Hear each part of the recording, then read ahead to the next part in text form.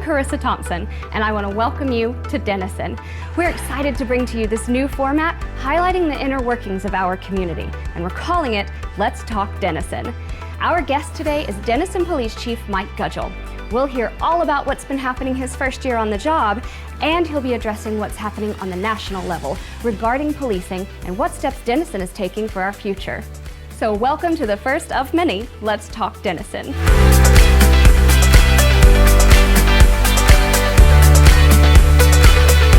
As business owners of Grip Game Jiu-Jitsu, my husband JJ and I have loved being on Main Street in downtown Denison. For the last few months, we've been renovating our loft upstairs, and the city of Denison has been an indispensable teammate throughout the project.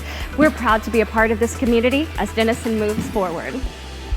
Good luck on your show, baby. Behind you. Now, let's talk Denison.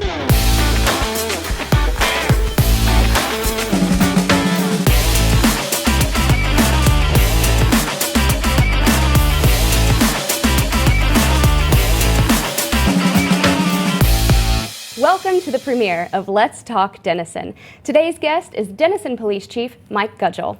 Mike, thank you so much for being with us today. Well, thank you for having me, and I'm happy to be your first guest. Oh, it's an honor. It's our pleasure. Thank you so much. Yeah. So let's just jump right into it. You are from the area, but tell us how you got here to Denison, and tell us about your family and what brought you here. Well, I'm happily married to my wife, Cody. Matter of fact, Friday will be our 27th wedding anniversary. Happy anniversary. Thank you. I have twin daughters that are 23 years old. That's why I don't have any hair. But other than that, we have ties to the area. All of our family live in and around Texoma. And about a year and a half ago, an opening came up here in Denison for the police chief job. I'd done 26 and a half years in Grand Prairie, Texas. Wow. Thought the opportunity was a great opportunity for me and the wife and the kids to get closer, really to our roots. So I applied, and on July 8th of 2019, I was hired as the Denison Police Chief, and we've enjoyed it immensely being here. Fantastic. That is so great. And I know you've had a busy year. Yes, ma'am. It's been an eventful year all the way around, and I know that there is some national news that also plays a part in your job aspect for sure. Tell us a little bit about that and how Denison has kind of taken steps for the future. Yeah, there's a lot of unrest in our country right now, and how that affected Denison. A couple of weeks ago, we had a very peaceful march. 4 young ladies from the high school organized the march. We were involved in it. I was asked to march alongside them, which I was proud to have done. Also asked to speak at Martin Luther King Park. But we were very happy about how the community came together. You know, what's that word in community? Unity, yeah. Right? But really, shortly after I got here, we laid the groundwork in reference to meeting with some of our local leaders, our NAACP president and vice president, along with some local pastors. I wanted to bring them in so they could get to know who I was and what my expectations were of this department and the officers that work for me. That paid dividends. The day we had the march, we pulled that group together, even added some more pastors and some local leaders, and just had conversation. We were able to talk about what's going on, what we can do better, what we're doing good, but we want to continue those conversations moving forward. This isn't just going to be a one and done. Good. These are things that we're going to be talking about probably quarterly, if not monthly, bringing those folks together, seeing how we as Denison need to react and some of the things that we can do. But as far as the police department, we're members of best practices here in Texas, and that's the Texas Police Chiefs Association best practices. You have to meet a certain amount of standards, and that in reference to policy and procedure. So a lot of questions have been asked about our policies concerning use of force. We have to meet 168 standards, wow. And use of force is in those standards. So we're really ahead of the game when it comes to our policies and how we police here in Texas. And it sounds like it, and I know our community is so thankful for that as well. That is awesome. And talking about policies and practices, you've got a new motto and a new mission statement. Tell us specifically about the motto. Well, the motto is protecting and serving, and that may sound cliche. That's generally been out there forever, but it's really getting back to basics. That's what we do. More importantly, the serving aspect of it. Protecting and serving the community and the citizens here in Denison is the most important thing that we do. Fantastic. And you have, in order to do that, you have to have certain needs. And I understand that you have new equipment.